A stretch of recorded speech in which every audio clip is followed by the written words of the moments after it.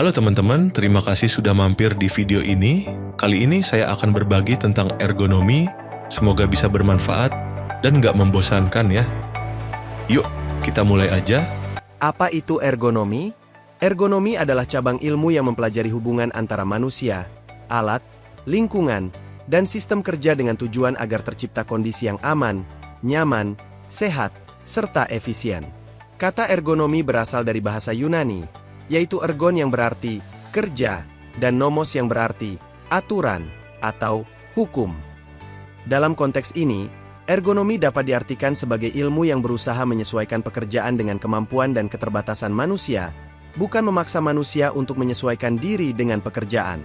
Penerapan ergonomi tidak hanya terbatas pada aspek fisik, seperti posisi tubuh saat bekerja, rancangan kursi, meja, atau peralatan, tetapi juga mencakup aspek kognitif, psikologis, sosial, hingga lingkungan.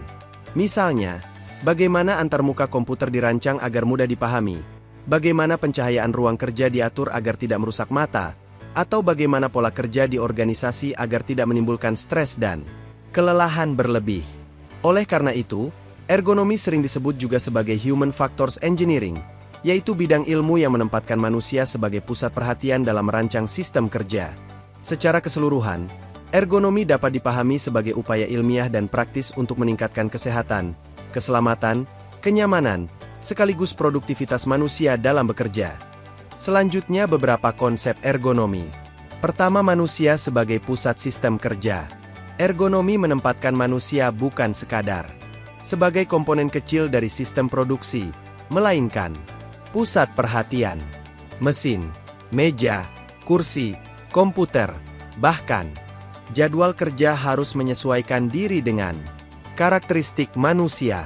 Contoh, tinggi meja kerja seharusnya disesuaikan dengan tinggi pekerja agar postur tubuh tetap netral dan tidak membungkuk. Sebaliknya, jika manusia dipaksa mengikuti mesin, misalnya harus membungkuk terus untuk mengoperasikan alat, maka dalam jangka panjang akan menimbulkan masalah kesehatan.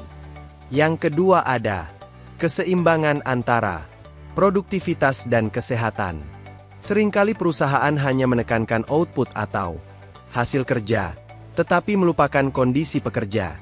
Konsep ergonomi justru berupaya menyeimbangkan keduanya. Produktivitas harus dicapai tanpa mengorbankan kesehatan. Misalnya, sistem shift malam yang terlalu panjang memang bisa meningkatkan jam produksi, tetapi berisiko menurunkan konsentrasi dan menimbulkan kelelahan kronis. Dengan penerapan ergonomi, jadwal kerja diatur agar produktivitas tetap tinggi, namun pekerja memiliki waktu cukup untuk beristirahat dan memulihkan tenaga. Ketiga, pendekatan multidimensi. Ergonomi tidak hanya melihat aspek fisik, tetapi mencakup beberapa dimensi yang saling terkait. Fisik, bagaimana postur tubuh, gerakan, kekuatan otot, dan rancangan alat mempengaruhi kesehatan. Kognitif, bagaimana otak memproses informasi, menghindari kebingungan, kesalahan, atau stres mental. Lingkungan, mencakup pencahayaan, kebisingan, suhu, ventilasi, yang semuanya bisa memengaruhi kenyamanan dan performa. Organisasi, bagaimana jam kerja, pola shift, pembagian tugas, dan budaya kerja memengaruhi kesejahteraan karyawan. Contohnya, komputer dengan antarmuka, UI/UX, yang buruk, bisa membebani aspek kognitif, meskipun secara fisik pengguna tidak bermasalah. Jadi, konsep ergonomi menuntut pandangan menyeluruh. Dan terakhir, pencegahan lebih baik daripada perbaikan. Konsep ergonomi menekankan bahwa mencegah lebih murah daripada mengobati. Dengan perancangan sistem yang ergonomi sejak awal, banyak masalah kesehatan bisa dihindari. Kursi kerja ergonomis mungkin terlihat mahal, tetapi jauh lebih murah daripada biaya pengobatan sakit punggung kronis. Pencahayaan ruang kerja yang baik mencegah gangguan mata, yang bisa menurunkan produktivitas jangka panjang. Peregangan dalam ergonomi. Peregangan merupakan salah satu aspek penting dalam penerapan ergonomi karena berfungsi untuk mengurangi ketegangan otot dan mencegah kelelahan akibat posisi kerja yang statis dalam waktu lama. Saat seseorang duduk terlalu lama di depan komputer atau berdiri berjam-jam, otot-otot pada leher, bahu, punggung, dan kaki akan menegang sehingga aliran darah menjadi kurang lancar. Peregangan sederhana, seperti mengangkat tangan ke atas, memutar bahu, menundukkan kepala ke kanan dan kiri, atau meluruskan kaki di bawah meja, dapat membantu mengendurkan otot dan memperbaiki sirkulasi tubuh. Gerakan ini tidak membutuhkan alat khusus, bisa dilakukan dalam waktu singkat, dan tidak mengganggu pekerjaan. Selain bermanfaat bagi tubuh, peregangan juga berdampak positif pada kesehatan mental, karena memberikan jeda sejenak bagi otak untuk beristirahat sehingga konsentrasi dan fokus kerja dapat kembali pulih. Dalam jangka panjang, kebiasaan peregangan yang konsisten dapat mencegah timbulnya gangguan muskuloskeletal, seperti nyeri punggung bawah, bahu kaku, atau sakit leher yang sering dialami pekerja kantoran. Dengan demikian, peregangan tidak boleh dipandang sekadar aktivitas ringan, melainkan strategi penting untuk menjaga kesehatan, kenyamanan, dan produktivitas kerja dalam keseharian. Selanjutnya beberapa fungsi ergonomi, kesehatan dan keselamatan.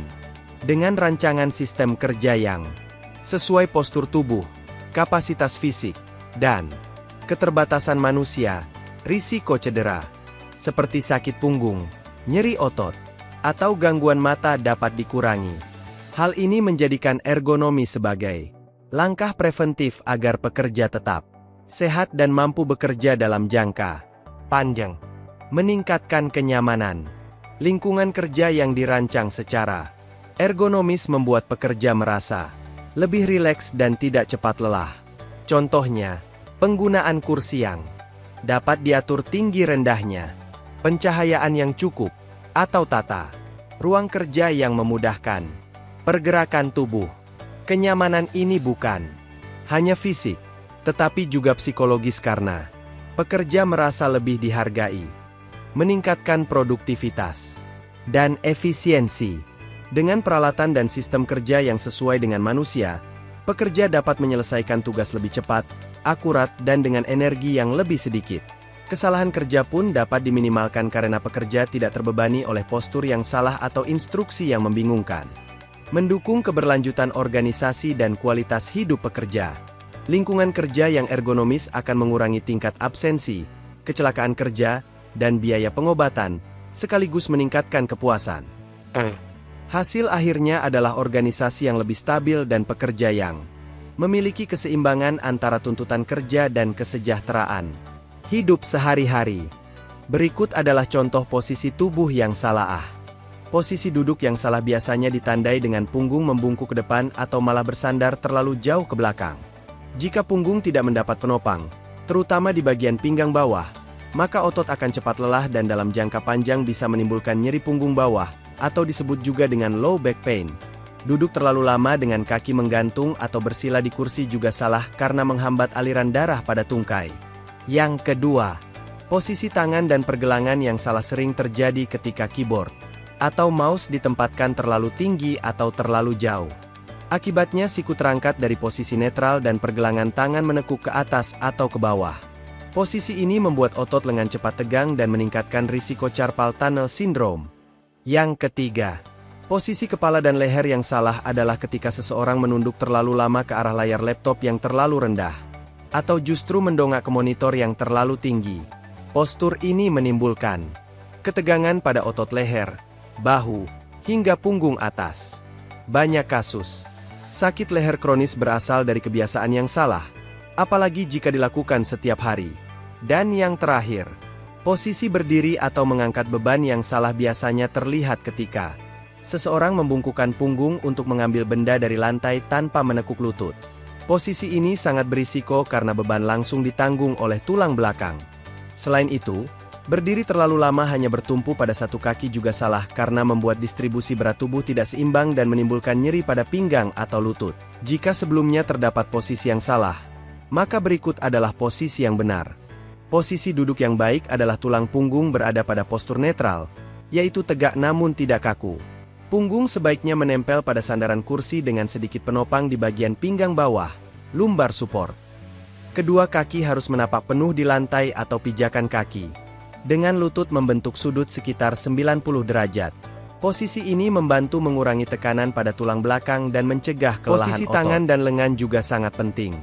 Saat bekerja dengan komputer, siku sebaiknya berada di samping tubuh dengan sudut sekitar 90-100 derajat, sedangkan pergelangan tangan tetap lurus, tidak menekuk ke atas atau ke bawah. Mouse dan keyboard ditempatkan sejajar dengan siku agar gerakan tangan lebih alami dan tidak menimbulkan ketegangan berlebihan pada pergelangan. Posisi kepala dan leher harus sejajar dengan badan, bukan menunduk atau mendongak terlalu lama. Layar monitor idealnya sejajar dengan mata atau sedikit di bawahnya, dengan jarak pandang sekitar 50-70 cm. Jika layar terlalu rendah, orang cenderung menunduk, yang bisa menimbulkan nyeri leher dan bahu. Dengan posisi sejajar, leher tetap netral dan ketegangan. Otot berkurang. Posisi tubuh saat berdiri atau mengangkat beban juga diatur dalam prinsip ergonomi. Saat mengangkat benda berat, punggung tidak boleh membungkuk, melainkan lutut yang ditekuk agar beban diangkat dengan kekuatan otot kaki, bukan punggung. Beban sebaiknya didekatkan ke tubuh untuk mengurangi tekanan pada tulang belakang. Posisi berdiri yang benar juga membutuhkan distribusi berat tubuh yang seimbang pada kedua kaki, bukan hanya bertumpu pada satu sisi. Peregangan dalam ergonomi. Peregangan merupakan salah satu aspek penting dalam penerapan ergonomi karena berfungsi untuk mengurangi ketegangan otot dan mencegah kelelahan akibat posisi kerja yang statis dalam waktu lama. Saat seseorang duduk terlalu lama di depan komputer atau berdiri berjam-jam, otot-otot pada leher, bahu, punggung, dan kaki akan menegang sehingga aliran darah menjadi kurang lancar. Peregangan sederhana, seperti mengangkat tangan ke atas, memutar bahu, menundukkan kepala ke kanan dan kiri, atau meluruskan kaki di bawah meja, dapat membantu mengendurkan otot dan memperbaiki sirkulasi tubuh. Gerakan ini tidak membutuhkan alat khusus, bisa dilakukan dalam waktu singkat, dan tidak mengganggu pekerjaan. Selain bermanfaat bagi tubuh, peregangan juga berdampak positif pada kesehatan mental, karena memberikan jeda sejenak bagi otak untuk beristirahat sehingga konsentrasi dan fokus kerja dapat kembali pulih. Dalam jangka panjang, kebiasaan peregangan yang konsisten dapat mencegah timbulnya gangguan muskuloskeletal, seperti nyeri punggung bawah, bahu kaku, atau sakit leher yang sering dialami pekerja kantoran. Dengan demikian, peregangan tidak boleh dipandang sekadar aktivitas ringan, melainkan strategi penting untuk menjaga kesehatan, kenyamanan, dan produktivitas kerja dalam keseharian. Terima kasih sudah menonton sampai selesai teman-teman. Semoga informasi yang saya bagikan bermanfaat dan bisa jadi inspirasi. Sampai ketemu lagi di video berikutnya. Tetap semangat dan jaga kesehatan.